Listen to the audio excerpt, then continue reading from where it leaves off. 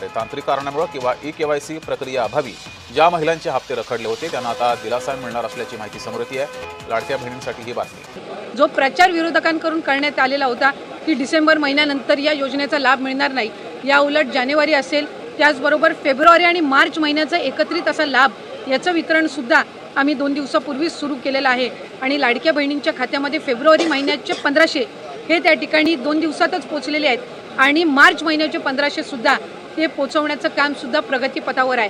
त्याच्यामुळे ही योजना ही महायुतीच्या सरकारची महत्त्वाकांक्षी योजना जी मुख्यमंत्री देवेंद्रजी फडणवीस आहेत, उपमुख्यमंत्री एकनाथजी शिंदे यांच्या नेतृत्वाखाली अशाच पद्धतीनं कार्यरत राहणार आहे। स्पेसिफिक प्रश्न आहे की 1,500 रुपये की 2100 रुपये नेमकं महिलांना किती रुपये मिळणार आहेत या लाडकी बहीण योजनेच्या माध्यमातून? कारण विधानसभेपूर्वी आपला जो जाहीरनामा होता त्याच्यामध्ये 2100चा उल्लेख होता, त्यामुळे स्पेसिफिक प्रश्न मला आपल्याला आवर्जून त्यानिमित्ताने आणि आपल्या माध्यमातून सर्व आमच्या लाडक्या बहिणींना त्या ठिकाणी सांगायचे, मंत्री महोदय असो, आम्ही सगळ्यांनी सुरुवातीपासूनच ही योजना अधिकाधिक यशस्वी पद्धतीनं राबवण्याचा प्रयत्न हा केलेला आहे। पुढेही आम्ही त्याच पद्धतीनं हा प्रयत्न करत राहणार।